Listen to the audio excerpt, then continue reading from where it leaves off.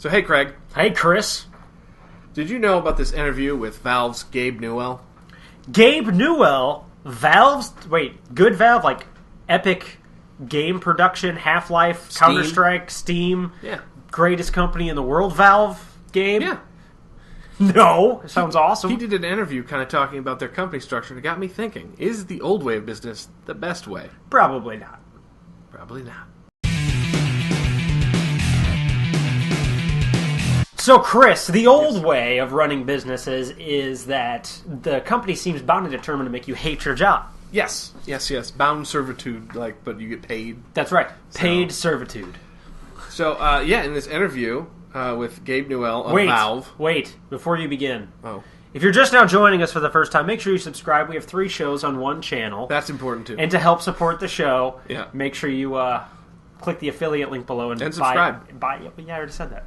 And subscribe.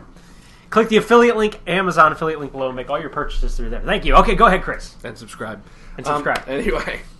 I'm just excited to get into this. Me too. So the Gabe Newell, who is, it's hard to say. I mean, I don't know if he's founder or what, but he's like uppity up at Valve, head guy. But it's hard to call him that because apparently at Valve they have no managers. What? None. He was saying that they have no managers. Okay. That they do not track sick days or vacation days. So wait a minute. No managers. Mm-hmm. So who's in charge? Him, I guess, to a certain extent. But I don't know how that works. Well, I'm curious how that works. He actually said that there's a sense of culture shock with new hires.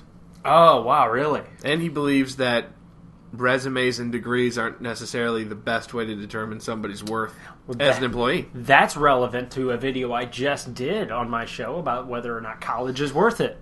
It was an interesting read. Well, no, I agree with him on the college thing. I mean, it's just to a degree doesn't really make you a good worker. And right now, work ethic is more important to people than... Well, I think this had to do with like hiring modders and stuff versus... Oh, you mean like the kids out there trinketing around in their basements? Yeah. I agree with that. He said that's a better value judge because you're not getting any paid and you're constantly beat down with, having to put your soul into it and things like that. Yeah, that's cool. That's a great way to do it. Which I agree with. Now, the traditional model would, of course, assume that, you have to have somebody breathing down your neck the entire time you do your job. Yes. And, that's something Valve's not into, apparently. No managers and no tracking sick days or vacation days. That is sweet. So I guess the no vacation, no sick days is like saying, okay, well, we trust you to get your work done, right? So even if assume so, yeah. Even if you take a couple days off, that's fine. But as long as you get your work done, So they must have a system in there for well-defined goals. These are your expectations. You must have a deadline, and if you make it, you're employed. If you don't, you're in trouble. If you don't make your deadlines, then some pseudo manager, maybe it's like a panel that gets together and they decide whether or not some action needs to take place. I mean,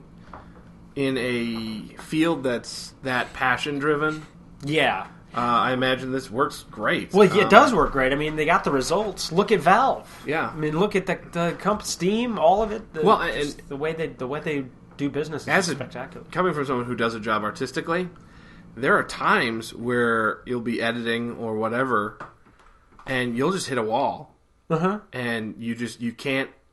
See the forest through the trees. True. As they say, you've hit this wall and you've been looking at it for a couple of days. And this usually hit me around, the end of the week if you're working a project. It's just like you just get nowhere. There were days where you just stand there just staring at it going, I cannot figure this out. I did it for months on my show on YouTube. Yep, come back on Monday. Yeah, sometimes it's just the whole creative process is just. It also depends a lot on your mood and how you're feeling, and it's just like you got to have. Sometimes you just have the perfect. They call it like the inspirational setting, right? So that you can really have your creativity flourish, and you can be dealing with personal problems or with money problems or just sick. You could be sick. And really, it makes you inefficient as hell. Well, yeah. So, like, if I show, days, if I show up to my regular job and I'm feeling like crap or whatever, I'm really only like 10% productive anyway. Yeah. Right. So I can see their idea behind that. It's like, well, if he's only going to be 10% productive because whatever's going on, I would rather he go take care of whatever's going on. Sure. And then when he comes back, he'll be 100%. Well, I can't tell you how many days. I mean, it would have been like to just take an extra Friday or something and just clear your head. I've done that. Like artistically, I mean, sometimes you just get in a point where you're just boxed in, and you just need to refresh, recharge, and get away from it. And then when you come back and see it with fresh eyes, now for sometimes that can make all the difference. For me, that's absolutely true too, because I wonder what the viewers think, how they do it. But sometimes I have to unplug. That's my strategy, because I just like I'm so into the Google Plus thing, I'm into the YouTube thing. We're doing all these things at once, and then I just you know what? Like, as soon as I reach a certain point of frustration, I was like, okay, no more. I'm going to unplug for X amount of hours / days, and then reemerge. And actually, I'll use tools to schedule my posts and stuff. Yeah.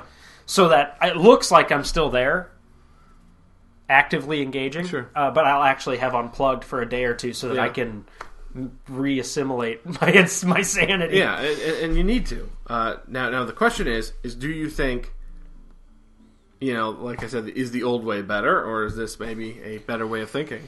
Depends on the employees, I would say.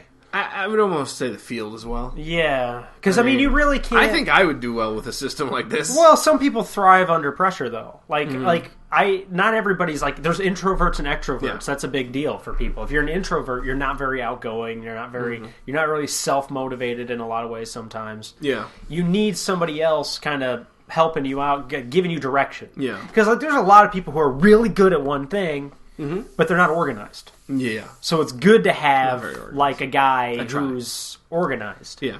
Telling you, oh no, keep focused on this. That's kind of a nice thing about it. Well, I imagine they still do, have meetings and such. But I mean, because a lot of time where I would, when I did work through, I'm not going to say the company, but we'd meet, and then it was kind of up to me and the other guy to get the stuff done. And other than checking in once in a while, that's all we had. So I mean, it was kind of like this. And the manager didn't breathe down our neck, and that's worked fine for me. Yes, somebody's got it. They probably just like a partnership. They was probably find people who help. Anytime you ran into the corporate machine, though, it was like bad. Like there was one time where I was sick as probably the sickest I've ever been and had to be someplace, barring throwing up, and I'm sitting there trying to work, and I'm falling asleep. I'm just dead. Yeah. It's like I'm not doing anything worth my time. Yeah. Or anyone's time. But yeah, I still had to be there because the man said so. Yep. The man. So. And on that note, damn the man. Let's close this up. Let's wrap this up. I applaud Valve for forward thinking. Forward thinking. I think it's a great move on their part too. I think it's kind of a cool concept at least. But you got to have the passion for it. You'd have to. But see, it'd be hard to hire people in that. I think it'd be hard to hire people in that climate. So thank you for joining us today. Remember, subscribe. 3 shows, 1 channel. What do we call this channel? Do we even have an official name for it? Craig Chamberlain. Subscribe to me. Channel. Subscribe to me. But it has Craig and Chris Show, Craig and Chris Play, where we do gameplay videos in the evenings. And then I have the PCM Tech Help Show for free professional technology and business training. And if you type in CraigandChris.com. Yeah, it shows up. CraigandChris.com will take you right there. So awesome stuff. And remember, stop by the affiliate link below as well. Thank you for joining us. Thanks, guys. Yeah, more awesome stuff for you guys in store. Yeah. See you next time. See ya.